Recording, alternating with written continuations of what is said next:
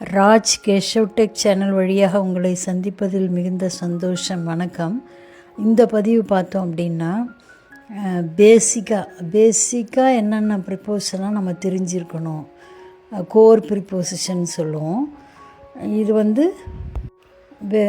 மிக முக்கியம் கூட சொல்லலாம், எசென்ஷியல் ப்ரிப்போசிஷன் கூட சொல்லலாம்.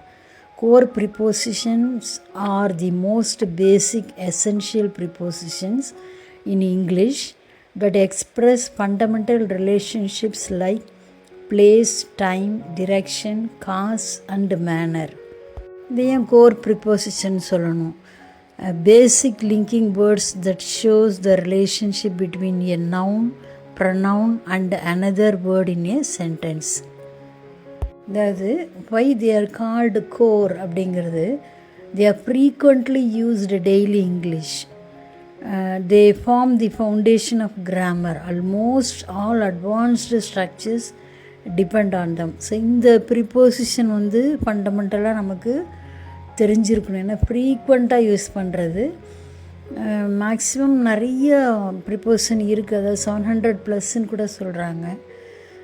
பட் எசென்ஷியலாக, அதாவது டெய்லி யூசேஜில் நம்ம பேசக்கூடிய வாக்கியமாகட்டும், அதாவது ரைட்டிங் ஸ்கில்லோ ஸ்பீக்கிங் ஸ்கில்லோ எதாகட்டும், இந்த கோர் ப்ரிப்போசிஷன் நம்ம அட்வான்ஸ் லெவலில் கிளியராக தெரிஞ்சிருந்தாலே we will be good in language, English writing skill as well as speaking skill also.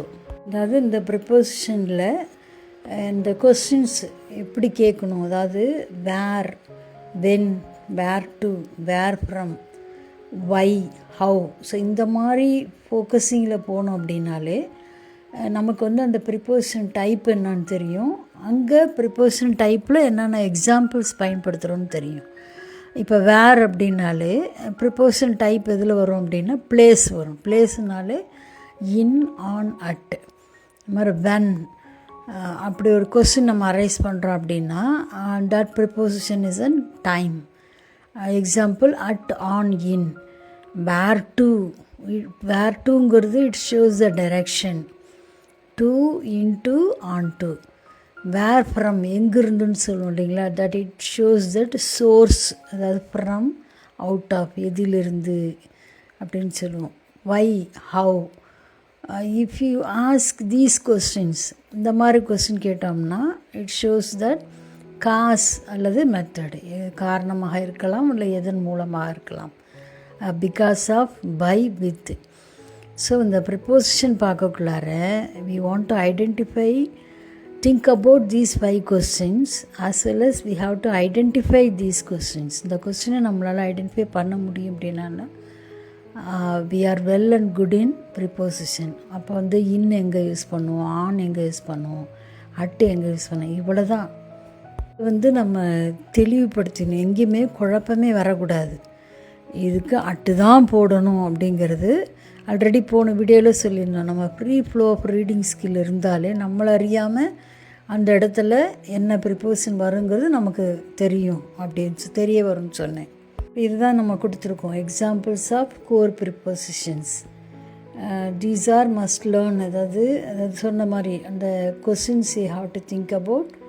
அதுக்கு எக்ஸாம்பிள் என்ன டைப்பு, அதுக்கு எக்ஸாம்பிள். இப்போ அட், இன், ஆன்னா it shows both place as well as time. அது மாதிரி டு, ஃப்ரம், ஃபார்னா direction as well as purpose, எந்த நோக்கத்திற்காக. ஆஃப், வித், பை அப்படின்னா it shows relation as well as method. About, between, among, இது relation. Under, over, above, below, that shows that position. Before, after, during, it shows that time. Inside, outside, it shows that position. இது ஃபண்டமெண்டலாக எல்லாருக்குமே தெரிஞ்சிருக்கணும். அதாவது மாணவர்களாகட்டும், பேசிக் லெவலில் இந்த core preposition இது தெரிஞ்சிருக்கணும். இதை பேஸ் பண்ணி ஒரு சின்ன story. At 6 a.m. a boy sits on a chair in his room. He goes to school from home with his friend. He stands under a tree and sees a bird above him. He waits between 2 shops and walks among people. Before lunch, Before lunch, he studies. After lunch, he plays. Before lunch, he studies. After lunch, he plays. He goes into class and comes out of school. He succeeds because of hard work and studies for success. So இது ஒரு சின்ன story, student அதை மாணவர்களுக்கானது. இது படிக்கும் பொழுதே நம்ம என்ன பண்ணணும், அது ஸ்டோரினாலே அது ஒரு போரிங்காக இருக்கக்கூடாது. அதை வந்து நம்ம படிக்கக்குள்ளாரே இமேஜஸ்லேயோ இல்லை ஆக்ஷன்ஸ்லேயோ இல்லை எமோஷன்ஸ்லேயோ பார்க்கணும். இப்போ இதில் வந்து ப்ரிப்போசிஷன் வேர்டெல்லாம் நம்ம கோட் பண்ணியிருக்கோம். ஸோ அந்த இடத்துல we have to think about some images.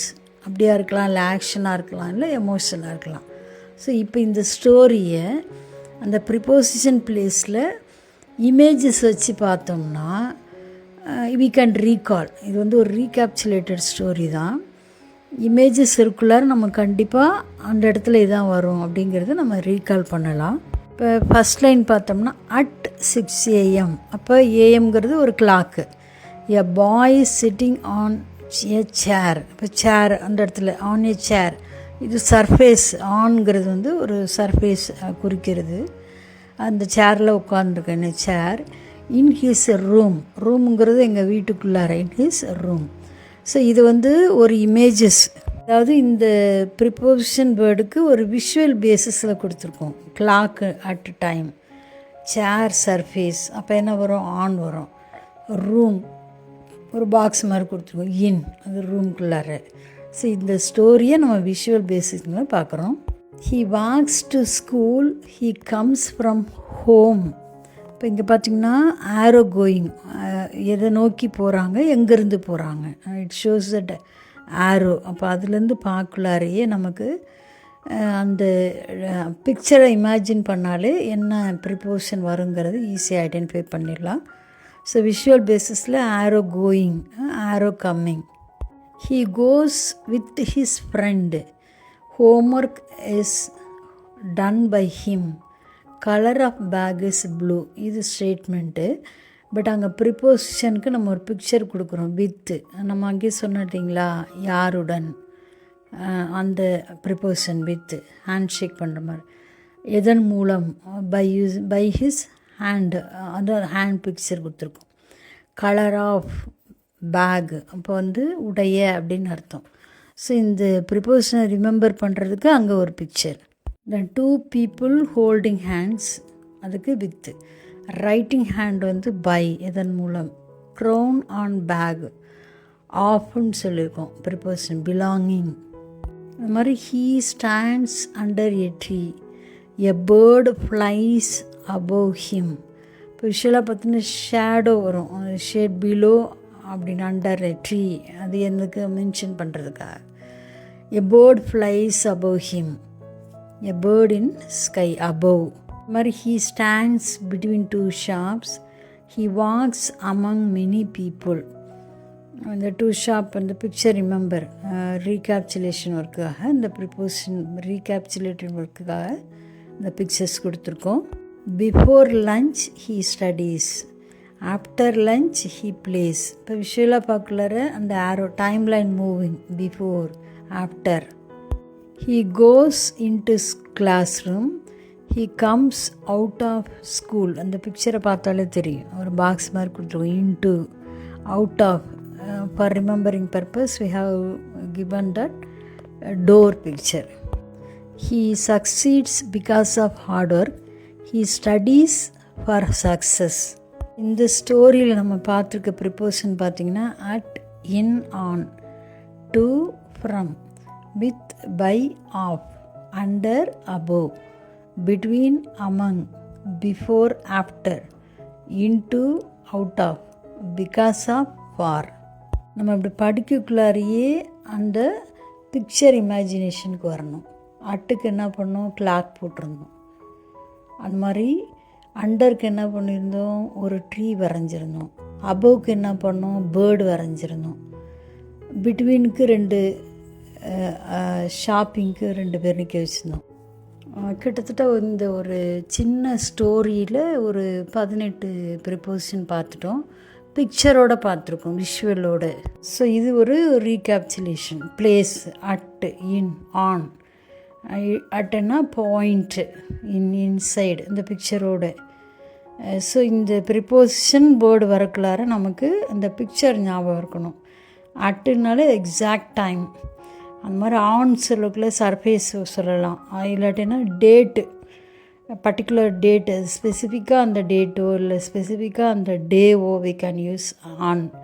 அது மாதிரி இன் வந்து மந்த் இயருக்கும் யூஸ் பண்ணுவோம். That shows that somewhat long duration.